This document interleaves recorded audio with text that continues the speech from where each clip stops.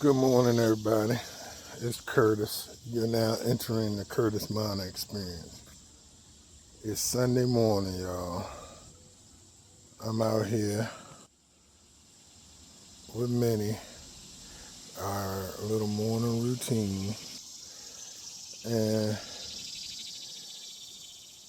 I'm pretty sure y'all can hear the little cicadas and birds chirping and all of that. That's one thing about living in Virginia in the country. You're gonna hear those things. Where you going? Come here. No, ma'am. She trying to go on up to the front of the building, and I haven't told her no. But yeah, it's a great morning. And Sundays have become very routine in our household. We made a decision way before we got married to try to go to church every Sunday. It's been possible, and we've made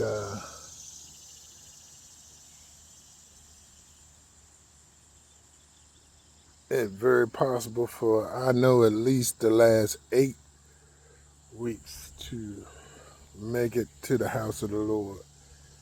So, that's one positive thing that I can say about uh,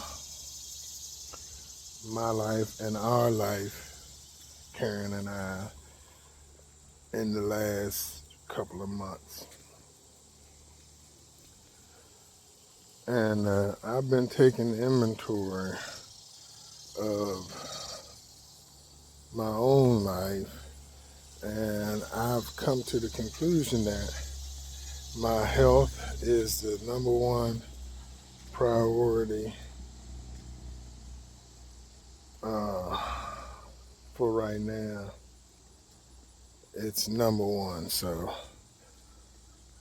I have quit drinking sodas. I have quit smoking cigarettes. I go to church more often.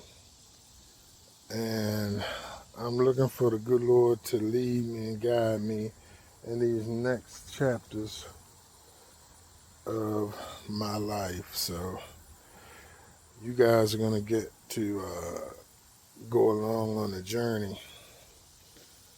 I got nothing specific that I want to talk about this morning, but like I said, walking Minnie, let her walk me pretty much. It's so cool to have a little small dog that listens. She listens, and sometimes, y'all, if I open the door to the apartment and say, okay, come on, let's go out, she'll sit there and wait until I come out before she goes down the hallway, which means she wants me to be there with her when she comes out to do her business. Karen says it's a safety thing because she'll turn around and look for me before she, because when she's using the bathroom, she's in the most vulnerable position, I guess. So that's a good little tidbit. She's a pretty good dog. She's 12 years old, y'all. But I'm really liking the blue sky behind me, and this is raw. This is how I'm coming from now on. But I've taken some inventory of some of the things that I have and some of the responsibilities we have.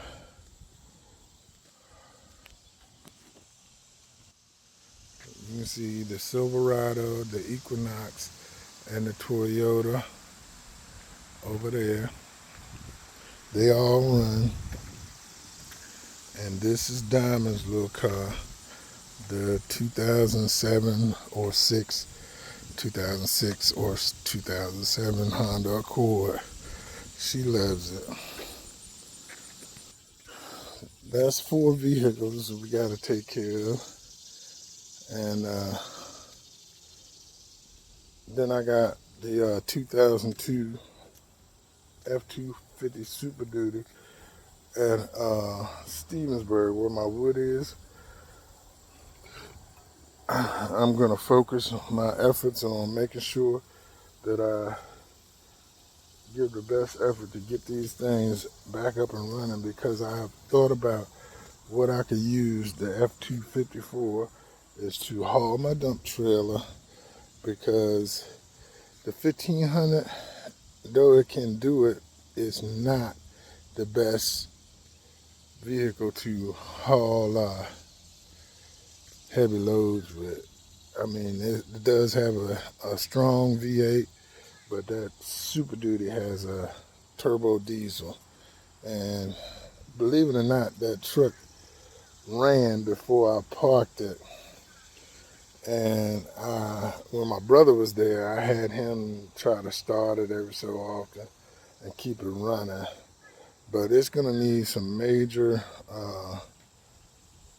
work. I got one guy that I'm going to talk to, and he's going to come take a look.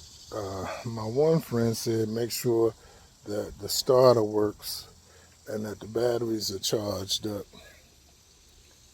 So I may bring the batteries here to the house again and charge them up. They're new batteries, but they just been sitting in that truck. And I think there's something that's connected that drains those batteries. I'm just kind of rambling on this morning because I got to get ready to go in here and get ready for church. But I've got several other projects that I'm going to be taking on, and I've learned to let go and let God. An old preacher did a sermon on that years ago. I mean, I'm talking, I've listened to preaching for 40 years. And he did a sermon called Let Go and Let God. And it was very good. And the premise is that God is ultimately in control of your life, whether you believe it or not, because he gives us free will to do pretty much what we want, but he's ultimately in control. So no matter what, you gotta look to him first, whether it just be in your thoughts or whatever. Look to God to see if that's the route that he wants you to take, because ultimately it's gonna be him. And at the end, the Bible says every knee shall bow and every tongue shall confess that Jesus Christ is the Lord of Lords and the King of Kings. So we might as well start now while we're on earth, living like we're going to praise him for an eternity, because that's the end goal. But she's still handling her business. But I was thinking about, I don't want to get off topic, but thinking about if I had that F-250, oh Lord. If I had that F-250, I could haul uh, a lot more stuff than I could haul with the Silverado. The Silverado I paid for 5 years so far. It is a nice vehicle, but like I said, it's still 2026 is next year. It's 10 years old. The F-250 is 23 years old. But just because it's old doesn't mean it can't function. So that's what I'm gonna be focusing on here in the next few months. And because we have everything we need. We got a roof over our head, excuse me y'all. We got income, this, that, and other. So the thing is to use what you have to get you to a better position. So everything that we have, we need to use it to glorify God. So like I said, I'm really changing my outlook and everything on life, and I'm gonna be trying to edify the good Lord from now on. Because without Him, who would I be? You know, I tried it my way for several years. I think about uh, in the Bible where it says God's chosen people was in the wilderness for 40 years. I can compare getting led to the Lord at 12 years old till now. I'm 52.